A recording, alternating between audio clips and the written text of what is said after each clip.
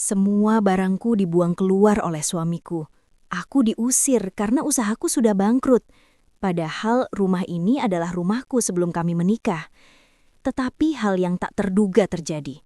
Ketika suami hendak mengambil foto keluarga untuk dilempar keluar, dia langsung menjerit ketakutan melihat sesuatu di balik foto tersebut.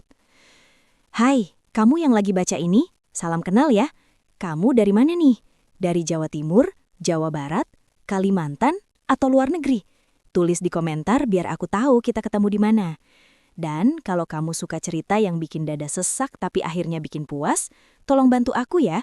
Like dulu, komen, subscribe, sama share ke teman kamu. Biar cerita kayak gini gak berhenti di aku doang."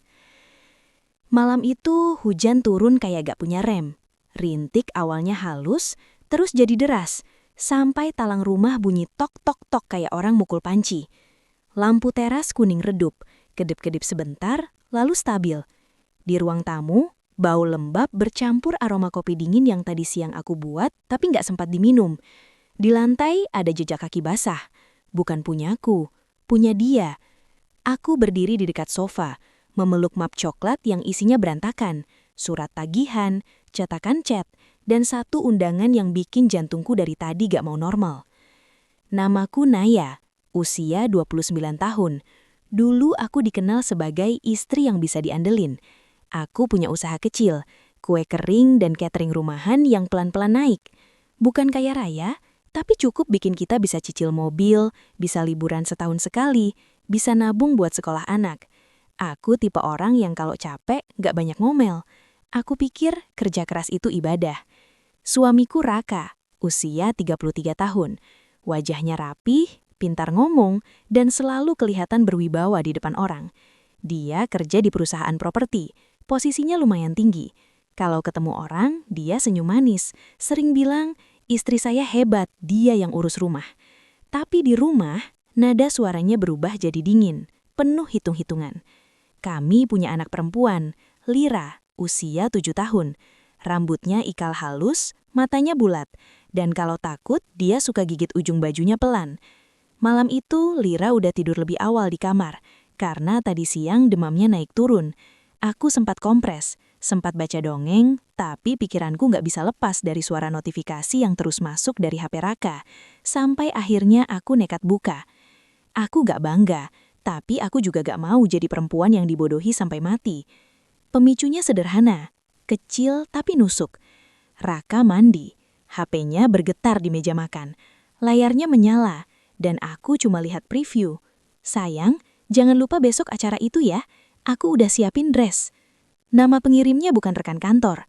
Namanya Selena. Aku buka chat itu. Tanganku dingin.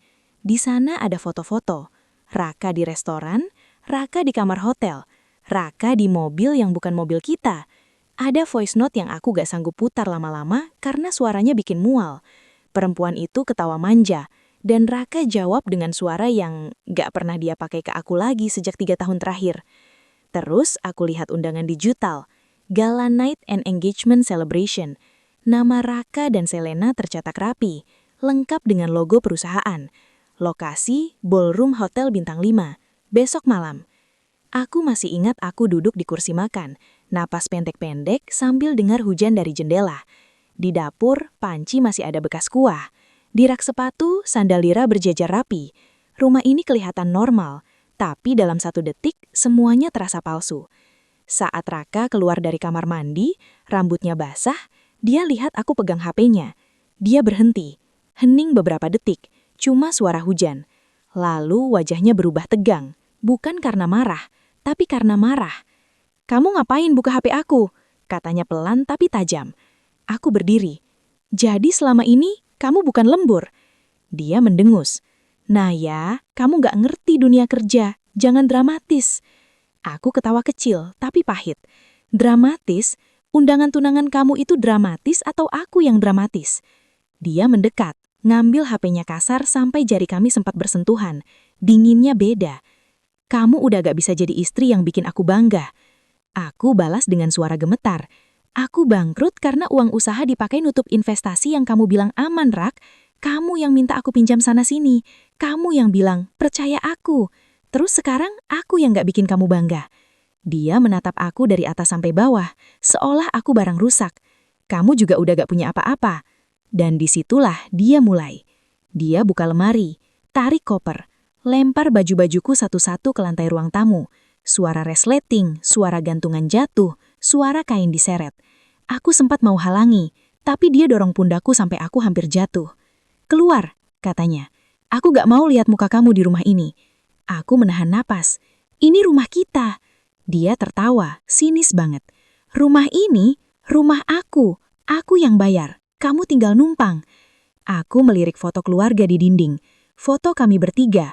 Aku pakai dress biru muda, Raka pakai kemeja putih, Lira digendong, pipinya ditempel pipiku. Foto itu dulu diambil saat usahaku lagi ramai, saat Raka masih sering peluk aku di depan orang. Sekarang, foto itu kayak ejekan. Raka terus lempar barang. Kotak make upku, buku tabungan lama, frame kecil isi foto Lira bayi. Bahkan peralatan kueku, spuit, cetakan, dia tarik keluar dari lemari dapur, dilempar ke kardus. Aku berusaha tenang, tapi dada rasanya disobek. Aku cuma minta satu hal. Jangan berisik, Lira tidur. Dia menoleh, matanya tajam. Anak itu juga bakal lebih baik kalau kamu pergi. Aku gak sanggup nangis keras. Aku cuma ngerasa panas di mata, tapi airnya jatuh sendiri, pelan-pelan ke dagu. Di luar, hujan makin deras. Dan saat itu, aku sadar, ini bukan pertengkaran biasa. Ini pemecatan. Aku sedang dikeluarkan dari hidup sendiri. Dia dorong koper ke arah dinding. Ambil itu, pergi, sekarang. Aku gemetar. Aku melangkah ke kamar Lira. Aku buka pintu pelan, lampu tidur nyala redup. Lira meringkuk, pipinya basah keringat. Aku usap keningnya. Sayang, di belakangku Raka muncul. Jangan bawa anak, dia tetap di sini. Aku menoleh cepat. Kamu gila. Dia anakku juga. Aku tahan napas, nahan amarah, nahan takut. Aku gak bisa bikin keributan besar karena Lira lagi sakit. Aku cuma bisik. Besok aku balik ambil Lira. Raka nyengir tipis. Besok kamu udah gak punya akses ke apa-apa. Aku balik ke ruang tamu. Barang-barangku menumpuk kayak sampah. Di dekat pintu, Raka berdiri. Kedua tangan menyilang seolah jadi satpam yang jaga aku keluar. Aku ambil map coklat tadi, yang isinya bukti chat, tagihan, undangan. Aku masukin ke tas. Tanganku ngambil kunci motor, tapi Raka menahan. Kunci motor juga punya aku. Aku menatap dia. Motor itu atas nama siapa, Rak? Kamu lupa? Dia terdiam sebentar. Gak peduli, keluar. Aku gak mau tambah panjang. Aku ambil tas dan koper, lalu melangkah keluar. Hujan langsung nyiprat ke wajahku. Dinginnya bikin gigi gemeretuk. Di teras, lampu kuning memantulkan genangan air. Aku berdiri sebentar, nahan supaya gak jatuh. Lalu dari dalam rumah, aku dengar suara benda jatuh keras. Raka kembali ke ruang tamu, ngambil barang-barang yang masih ada, termasuk foto keluarga di dinding. Dan disitulah semuanya mulai berubah. 12 tahun kemudian, aku berdiri di dapur yang jauh berbeda dari dapur sempit rumah ibu dulu. Sekarang dapurku luas, bersih, lampunya putih terang, raknya rapi. Di meja ada loyang kue keluar dari oven. Aromanya manis memenuhi ruangan. Di luar jendela, halaman rumah hijau, ada pohon kecil yang ditanam Lira waktu di SMP. Rumah ini bukan rumah megah seperti villa orang kaya, tapi rumah yang tenang. Tidak ada teriakan, tidak ada lempar barang, tidak ada rasa takut. Usahaku tumbuh. Dari satu dapur kecil jadi satu toko, lalu 2, lalu 4 cabang. Aku nggak jadi orang paling kaya di kota, tapi aku cukup. Aku bisa bayar sekolah Lira, aku bisa ajak ibu jalan-jalan, aku bisa tidur tanpa dikejar cemas. Lira sekarang 19, tingginya hampir selevel aku. Matanya masih bulat, tapi tatapannya tegas. Dia kuliah dan dia kerja part-time di toko kadang-kadang, bukan karena butuh uang, tapi karena dia suka ngerasain kerja keras. Sore itu, aku baru selesai rapikan nota ketika Lira masuk ke dapur. Rambutnya diikat asal, wajahnya lelah. "Mah, ada orang nunggu di depan." Aku mengangkat alis. "Siapa?" Lira diam sebentar. "Papa." Jantungku tidak meledak, tidak seperti dulu. Yang ada cuma dingin.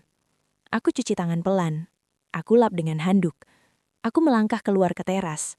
Udara sore hangat, angin kecil menggerakkan daun. Dan di depan pagar, berdiri Raka. Aku hampir nggak mengenalinya. Tubuhnya kurus, rambutnya banyak uban.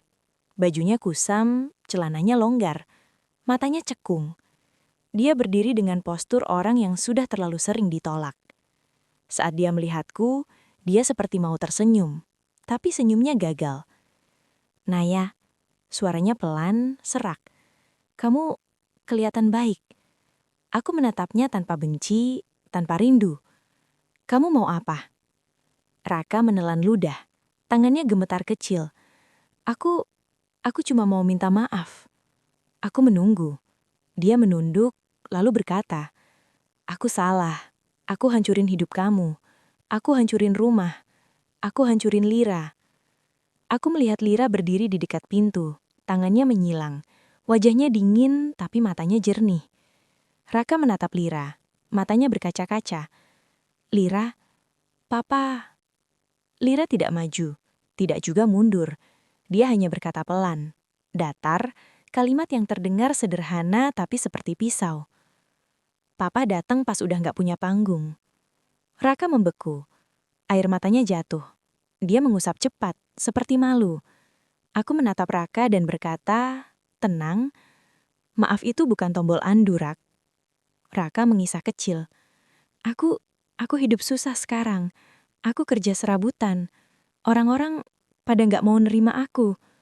Aku mengangguk, seolah mendengar laporan cuaca. "Kamu dulu juga nggak mau nerima aku waktu aku jatuh." Raka memejamkan mata.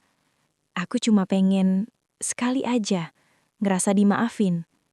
Aku menatapnya lama, lalu aku jawab, pelan, jelas, tanpa drama berlebihan. "Aku udah maafin, supaya aku bisa hidup. Tapi bukan berarti aku harus balikin kamu ke tempat yang dulu kamu hancurin." Raka menatapku, seolah berharap aku berubah pikiran, tapi aku sudah bukan ayah yang dulu. Lira melangkah maju satu langkah. "Papa, aku nggak benci.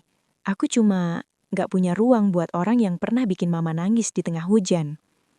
Raka menutup mulutnya dengan tangan, bahunya bergemetar. Dia menangis seperti laki-laki yang baru sadar. Air mata tidak mengubah masa lalu. Aku menarik napas.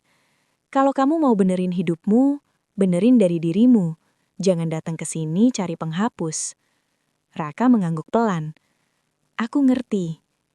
Dia mundur selangkah, menatap rumahku, menatap toko kecil di samping yang ada papan nama usahaku, menatap Lira yang berdiri tegak. Lalu dia berkata pelan sebelum pergi, "Aku nyesal, karena aku buang emas cuma buat ngejar kaca." Aku tidak menjawab. Aku hanya menatap sampai dia benar-benar berjalan menjauh. Langkahnya pelan, pundaknya jatuh. Saat pagar tertutup, Lira moleh ke aku. "Mah, Mama oke?" Aku mengangguk.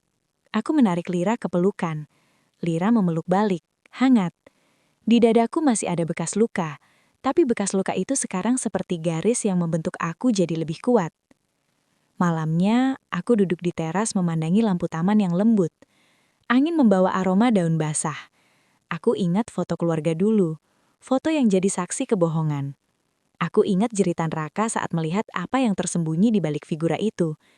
Ternyata hidup memang punya cara sendiri untuk membuka rahasia, tepat saat orang merasa paling berkuasa. Dan aku belajar satu hal yang paling sederhana, tapi paling berat diterima. Yang hancur nggak bisa balik. Aku dan Lira tidak jadi orang tanpa luka, tapi kami jadi orang yang tidak lagi hidup di dalam luka itu. Dan di ujung semua ini, aku cuma ingin bilang, ada perempuan yang bisa jatuh berkali-kali, tapi tetap bisa berdiri, karena dia akhirnya memilih dirinya sendiri. Dan itu adalah kemenangan yang paling sunyi, paling pahit, sekaligus paling indah. Malam itu, setelah kami pulang, aku duduk di kamar ibu sambil memeluk Lira. Lira tidur cepat, mungkin karena capek, mungkin karena merasa aman di pelukanku. Aku menatap plafon, mendengar suara motor lewat di gang, dan untuk pertama kalinya dalam waktu lama, aku merasa aku masih punya kendali atas hidupku sendiri. Besoknya, kabar itu menyebar lebih cepat dari hujan. Video rekaman dari ballroom ada di mana-mana. di grup WA tetangga, di grup alumni, bahkan masuk ke feed orang-orang yang aku gak kenal. Komentarnya macam-macam, tapi satu hal yang sama. Nama Raka jadi bahan bicara. Di kantor Raka, orang-orang yang dulu memuji dia mulai menjaga jarak. Ada yang pura-pura sibuk kalau dia lewat. Ada yang bisik-bisik saat dia masuk lift. Dan yang paling menusuk adalah ketika pimpinan perusahaan memanggilnya, bukan untuk selamat, tapi untuk tanya, "Ini apa?" Selena juga kena, tapi Selena lebih cepat menyelamatkan diri. Dia bikin statement singkat. Dia tidak tahu Raka masih beristri. Dia ditipu. Orang-orang gak sepenuhnya percaya, tapi Selena punya keluarga kuat. Dia bisa menghilang sementara. Raka, dia gak bisa. Dalam beberapa hari, aku menerima pesan dari nomor tak dikenal. Isinya cuma 2 kata. "Kamu puas?" Aku tahu itu Raka. Aku gak balas. Lalu surat resmi datang. Perusahaan melakukan investigasi internal karena ada dugaan penyalahgunaan dana dan pemalsuan dokumen. Dari bukti transfer yang kulampirkan, ternyata bukan cuma uang bisnis aku yang dia pinjam. Ada jejak lain. Aku gak perlu bersorak. Aku cuma duduk, minum teh hangat dan menatap Lira yang menggambar di lantai. Di kertasnya, dia gambar rumah kecil. Ada matahari, ada aku, ada dia. Tidak ada Raka. Beberapa hari kemudian, Raka datang ke rumah ibu. Malam, hujan kecil turun lagi, seperti mengulang. Dia berdiri di depan pagar, rambutnya berantakan, wajahnya kusut. Dulu dia selalu rapi, selalu wangi. Sekarang dia bau rokok, matanya merah. Aku keluar, berdiri di bawah lampu teras. Ibuku berdiri di belakangku, seperti tembok. Raka menelan ludah. "Naya, kita ngomong." Aku menatapnya datar. "Ngomong apa?" Dia mendekat sedikit, tapi ibuku langsung maju setengah langkah. Raka berhenti. "Aku salah," katanya akhirnya. Suaranya serak. Aku kebawa. Aku stres." Aku tersenyum tipis. Stres itu alasan orang dewasa untuk jadi jahat. Raka menutup mata sebentar. "Aku cuma gak mau hidup susah." Aku mengangguk pelan. "Makanya kamu pilih buang aku pas aku susah." Dia mulai nangis. Aku lihat air mata itu jatuh, tapi entah kenapa, aku gak merasa menang besar. Aku cuma merasa capek. "Aku mau Lira balik," dia berkata. Suaranya memohon. Aku menatapnya tajam. "Lira bukan barang yang bisa kamu tarik sesuka hati." Raka menggigit bibir. "Aku bisa berubah." Aku menatapnya lama. Lalu aku mengucapkan kalimat yang keluar begitu saja. Dingin, tanpa teriak. "Yang kamu hancurin itu bukan cuma usaha. Kamu hancurin rasa aman." Raka terdiam. Dia ingin bicara tapi kata-katanya seperti patah. Aku menutup percakapan malam itu dengan pelan. Mulai besok, urusan kita lewat jalur yang benar, bukan lewat air mata. Raka mundur pelan, seperti orang kalah. Dia pergi dengan langkah berat, bahunya jatuh. Dan untuk pertama kalinya, aku melihat dia kecil. Beberapa bulan berikutnya, proses panjang terjadi. Aku gak akan bohong, itu melelahkan. Ada sidang, ada mediasi, ada berkas, ada orang yang sok bijak bilang, "Maafkan saja demi anak." Tapi setiap kali orang bilang maafkan, aku selalu ingat malam hujan itu. Ingat koper dilempar. Ingat kalimat "kamu gak punya apa-apa." Ingat tatapan jijik. Aku gak membalas dengan kebencian. Aku membalas dengan keputusan. Aku bawa bukti. Aku urus hak asuh. Aku urus rumah yang ternyata memang atas namaku. Aku memulai lagi pelan-pelan usaha kue dari dapur ibu. Awalnya cuma pesanan kecil. Nastar, risoles, roti manis. Dina bantu promosi. Tetangga bantu order. Pelan-pelan, uang masuk. Aku tidak langsung kaya, tapi aku merasa hidup lagi. Raka jatuh. Posisi di kantor hilang. Nama baik rusak. Teman-teman yang dulu nempal karena dia punya kuasa, satu-satu menghilang. Bahkan keluarganya sendiri mulai dingin. Dia pernah mencoba menghubungiku lagi, minta kita mulai ulang. Tapi aku gak pernah membuka pintu itu. Dan yang paling tragis, sebenarnya Raka masih bisa selamat kalau dia jujur dari awal. Tapi dia pilih gengsi. Selena gimana?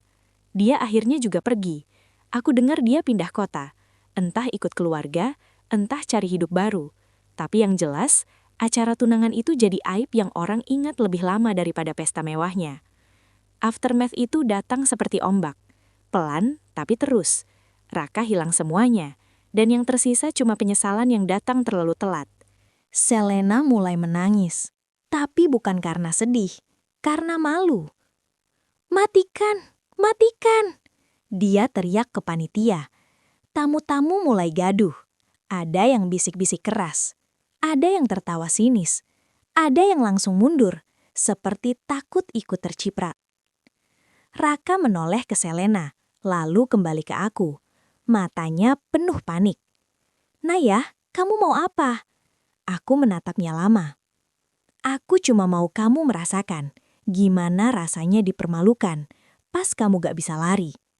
Lira memegang tanganku lebih erat. Raka tiba-tiba mencoba mendekat, meraih mapku. Aku mundur sedikit, lalu aku mengeluarkan satu lembar terakhir, yang paling bikin dia hancur.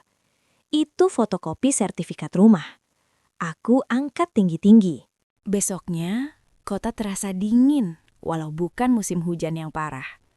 Awan masih menggantung, jalanan masih basah, tapi hujan tinggal sisa-sisa.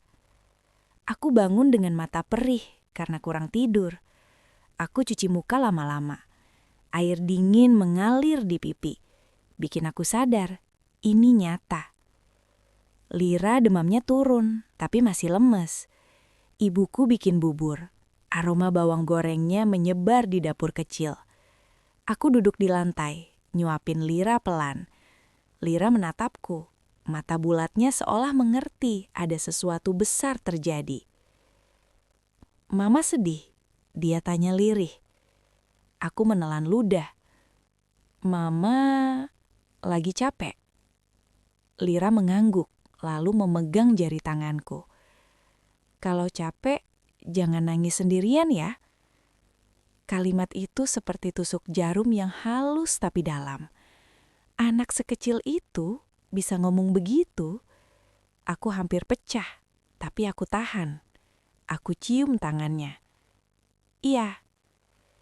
Setelah Lira tidur siang, aku mulai persiapan.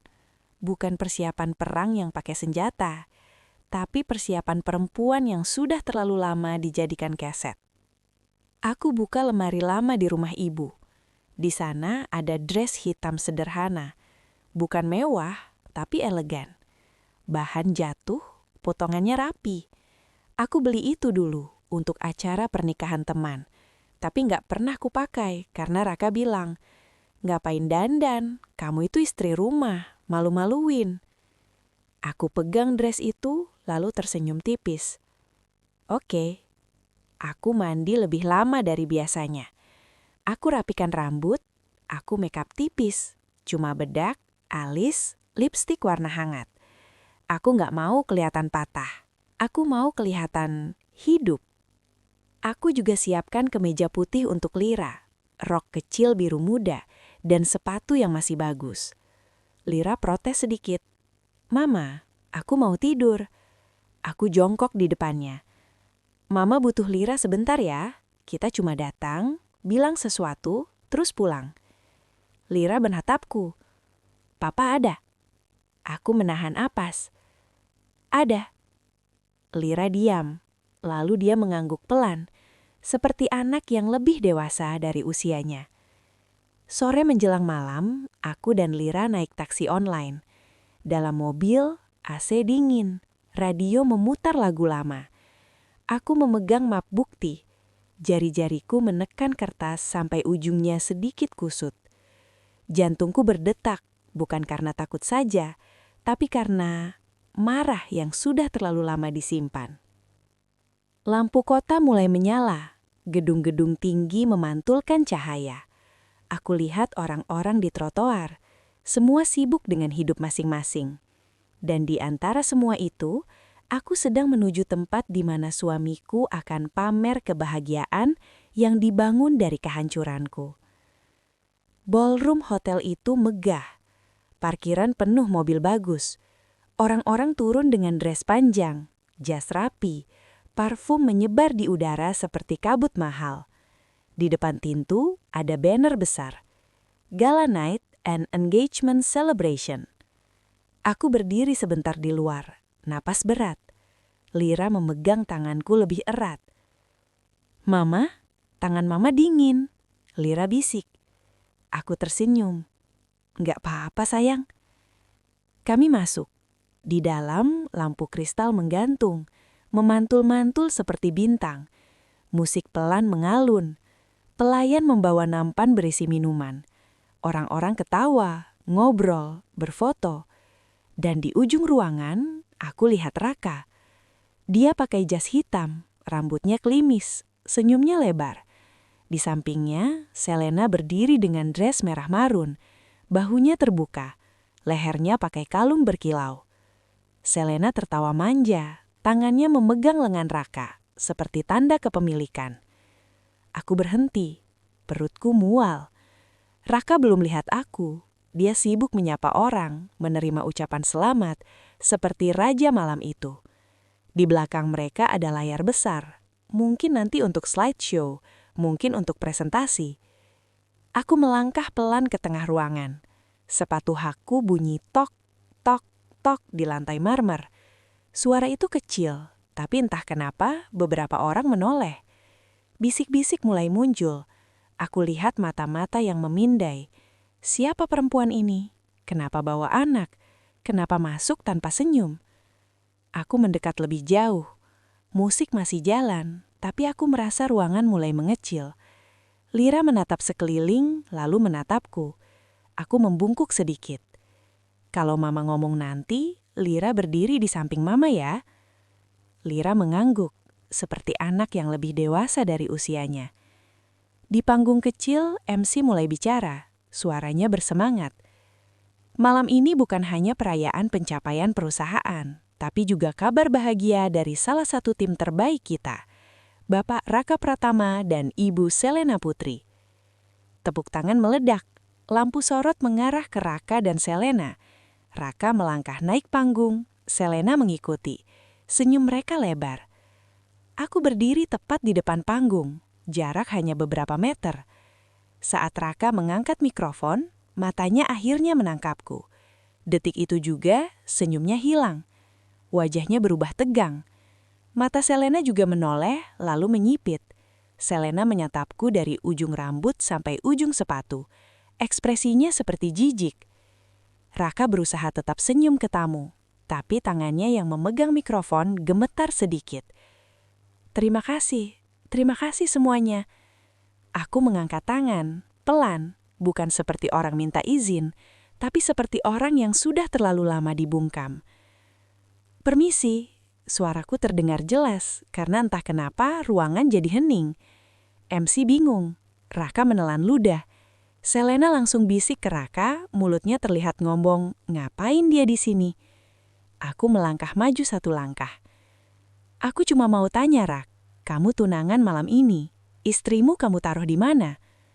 Gasp kecil terdengar. Ada yang langsung pegang HP mulai merekam. Aku lihat layar-layar kecil menyala di antara tamu. Raka tertawa kaku. "Naya, jangan buat masalah di sini." Aku mengangguk pelan, seolah setuju. "Oh, aku nggak buat masalah. Masalahnya udah kamu buat dari lama."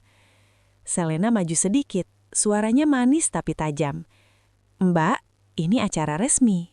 Tolong jaga diri." Aku menatap Selena. "Kamu yang harusnya jaga diri, karena kamu berdiri di samping suami orang." Ruangan makin hening. Ada yang batuk, ada yang menutup mulut, ada yang sengaja mendekat biar dapat rekaman jelas. Raka turun setengah langkah dari panggung, mendekat ke aku. "Naya, pulang, nanti kita ngomong." Aku tersenyum tipis. "Kita udah terlalu sering ngomong di rumah, dan hasilnya kamu lempar barang aku keluar waktu hujan. Jadi, sekarang gantian, kita ngomong di sini." Lira tiba-tiba maju sedikit, berdiri di sampingku. Mata kecilnya menatap Raka. "Papa," Lira bicara, suaranya kecil tapi jelas. "Kenapa Papa bilang Mama nggak punya apa-apa, padahal Mama yang selalu bikin aku makan?" Kalimat itu seperti palu. Beberapa tamu terdengar, "Ih," pelan. Selena terlihat kaget, lalu wajahnya memerah. Raka membeku, mulutnya membuka, tapi nggak ada suara. Aku mengeluarkan map coklat. Aku angkat perlahan, biar semua lihat. Aku bawa sesuatu. Raka panik. "Jangan." Aku menatapnya tajam. Dan di momen itu, aku mengucapkan kalimat yang rasanya seperti keluar dari luka paling dalam. Kalimat pukulan yang pendek, tajam, dan bikin ruangan seperti retak. "Kamu buang aku pas aku jatuh, tapi kamu lupa. Bukti kamu nginjak aku simpan rapi." Suara "wow" kecil terdengar. HP makin banyak terangkat. Aku menoleh ke MC. "Boleh pinjam layar itu sebentar?" MC bingung, tapi beberapa panitia sudah saling pandang. Ada yang mengenali aku, mungkin dari foto keluarga Raka yang pernah dipajang di meja kerja. Ada yang berbisik, "Itu istrinya." Salah satu teknisi mendekat, mungkin karena takut acara rusak besar. Aku cepat, aku sudah siap. Aku colok flash disk kecil yang tadi Dina bantuin siapkan. Isinya PDF transfer uang dan chat yang ku backup. Di layar besar muncul satu persatu. Tanggal transfer, nominal, nama Selena, catatan DP, lalu screenshot chat, lalu surat notaris tentang rumah. Ruangan mendadak seperti kehilangan oksigen. Selena menutup mulut, matanya membesar. Raka mundur setengah langkah, wajahnya pucat. Aku bicara pelan, tapi jelas. Usahaku bangkrut bukan karena aku bodoh, tapi karena uang bisnis dipakai nutup hubungan kalian. Pinjaman atas namaku, transfer ke dia. Dan saat aku jatuh, kamu usir aku. Raka berusaha merebut mikrofon. "Itu fitnah." Aku menatapnya dingin. "Fitnah? Ini ada tanggal, Rak. Ini ada rekening. Ini ada tanda tangan." Selena mulai menangis, tapi bukan karena sedih, karena malu. "Matikan, matikan." Aku belum sempat turun dari teras saat dinding rumah itu seperti memuntahkan suara. Suara bingkai foto dicabut kasar, paku berdecit, lalu bunyi brak saat figura jatuh ke sofa. Aku refleks menoleh lewat kaca jendela. Lampu ruang tamu masih menyala. Siluet Raka terlihat jelas. Dia mengangkat foto keluarga itu, menatapnya sekilas dengan wajah jijik. Seperti foto itu bukan tentang anaknya, cuma tentang aku. "Ini juga sampah," aku dengar dia ngomel. Dia mau lempar figura itu ke kardus. Tapi sebelum dilempar, dia berhenti. Kepalanya miring, tangannya mengusap bagian belakang figura. Seperti merasa ada yang ganjil. Aku ikut tegang. Aku nggak tahu kenapa. Jantungku tiba-tiba berdebar lebih cepat. Raka membalik figura. Di belakang figura itu, di balik karton penutup, ada bagian yang seperti pernah dibuka. Dia narik selotipnya. Selotip itu nempel kuat. Dia tarik lebih keras. Dan di saat itulah, suara yang keluar dari mulut Raka bukan marah, bukan cemooh. Dia menjerit, beneran jerit. Suaranya tinggi, patah, seperti orang yang tiba-tiba jatuh dari tangga. Aku refleks masuk lagi ke rumah, lupa hujan, lupa harga diri. Karena kupikir ada apa? Maling? Kebakaran? Lira? Aku berlari masuk. Kaki basahku ninggalin jejak di keramik. "Ada apa? Lira!" Raka berdiri di dekat sofa. Figura di tangannya gemetar. Wajahnya pucat, matanya melebar, mulutnya seperti kehabisan darah. "Apa itu?" Aku berbisik karena entah kenapa aku takut.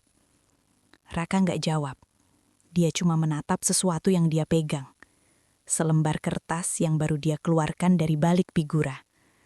Aku mendekat pelan. Dan saat aku lihat, aku merasa dunia berhenti. Itu bukan kertas biasa. Itu fotokopi surat dengan kop notaris. Di pojoknya ada stempel, ada tanda tangan, ada nama lengkapku, Naya Rahmadani.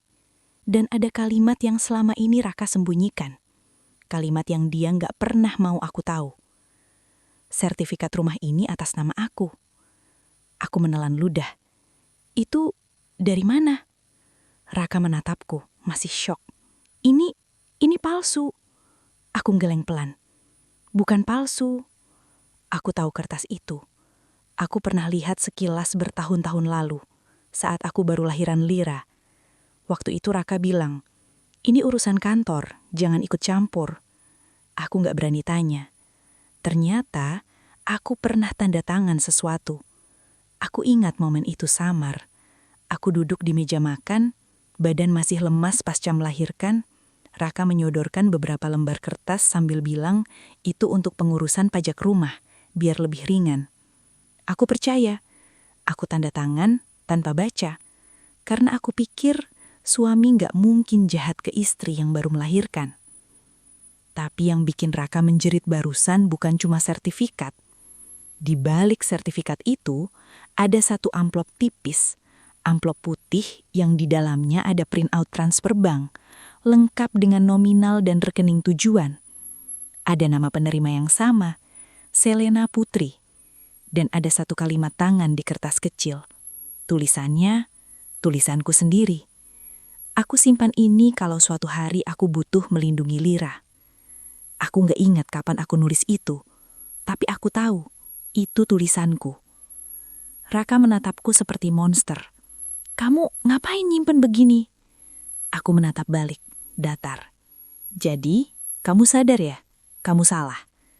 Dia mendadak meledak. "Kamu ngajebak aku." Aku tertawa kecil pelan, getir. "Ngajebak? Rak, kamu yang nyolong uang usahaku. Kamu yang ngambil pinjaman atas namaku. Kamu yang transfer ke dia pakai rekening bisnis aku. Kamu yang bikin aku bangkrut, terus kamu buang aku." Tangannya gemetar makin parah. Aku cuma apa? Cuma pengen hidup enak. Cuma pengen punya istri yang bisa dipamerin di kantor, tapi kalau udah jatuh, dibuang kayak bungkus permen. Raka menutup telinganya seolah nggak mau dengar. "Diam, kalau nggak punya bukti." Aku ambil amplop itu dari tangannya. Aku susun kertas-kertasnya. Ada tanggal, ada nominal, ada catatan untuk DP apartemen. Ada juga chat yang kupindahkan dari HP-nya tadi siang, lengkap dengan screen time. Semuanya nyambung. Aku menatap Raka, dan untuk pertama kalinya, aku nggak takut. "Besok kamu tunangan?"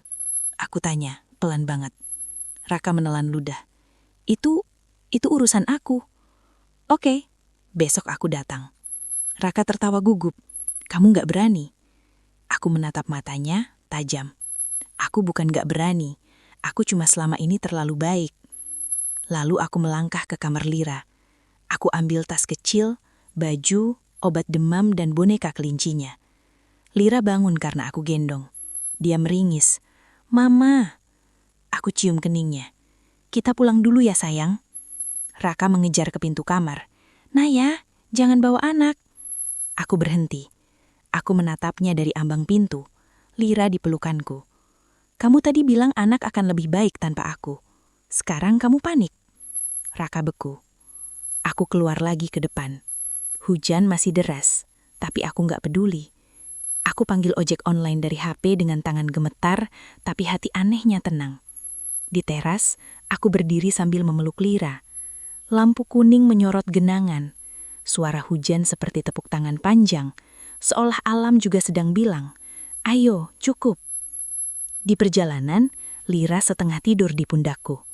Aku menatap jalanan basah, lampu-lampu kota memantul di aspal. Dadaku sakit, tapi ada sesuatu yang tumbuh pelan. Bukan dendam, tapi kesadaran. Aku nggak mau jadi korban diam. Malam itu, aku menginap di rumah ibuku. Rumah kecil di gang, temboknya sedikit retak, tapi hangat. Ibuku kaget lihat aku basah kuyup. Lira lemas, koper di tangan. Ibuku cuma peluk aku dan bilang pelan, "Naya, kamu udah terlalu lama sendirian di rumah itu." Aku nggak tidur. Aku duduk di ruang tengah ditemani suara kipas angin tua yang bunyinya nging pelan. Aku buka map coklat, aku susun bukti satu-satu. Aku foto ulang semuanya. Aku simpan di cloud. Aku kirim ke emailku sendiri. Aku bikin folder khusus. Raka. Aku hubungi satu teman lama, Dina, yang kerja di kantor notaris. Aku nggak minta macam-macam. Cuma minta cek satu hal. Sertifikat rumah itu. Dina jawab singkat tengah malam. "Nay, itu asli." Aku juga hubungi satu teman yang paham hukum keluarga. Dia bilang, kalau kamu punya bukti penggelapan, pemalsuan tanda tangan, dan aset atas namamu, kamu bisa lawan. Tapi kamu harus siap, ini bakal rame. Aku menatap Lira yang tidur di kasur, bonekanya dipeluk erat. Aku ingat ucapan Raka tadi. Keluar, kamu gak punya apa-apa. Aku menutup mata, lalu berbisik ke diri sendiri. Besok, aku buktikan siapa yang benar-benar gak punya apa-apa. Dan di kepalaku, undangan gala night itu seperti lampu merah yang terus menyala. Tempat ramai, tempat dia mau pamer kemenangan palsu. Aku akan datang. Bukan untuk minta kembali, tapi untuk mengembalikan semua rasa sakit yang dia kira bisa dikubur.